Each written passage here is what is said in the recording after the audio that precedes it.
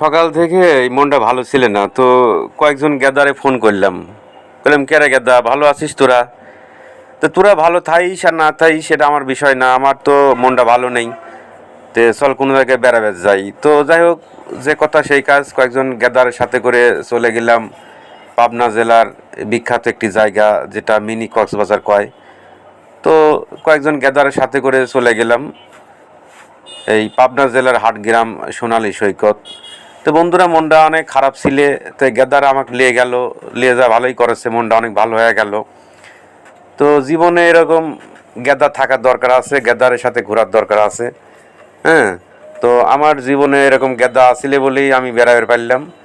তো আপনার জীবনে আমার মতো যারা গেদা আছে, এই গেদার নিয়ে অবশ্যই বেড়াতে যাবেন। আশা করি আমার মতো মনটা আপনারও ভালো হয়ে যাবে। বোঝেন নেই ব্যাপারটা, এরকম গেদা থাকার দরকার আছে কিন্তু।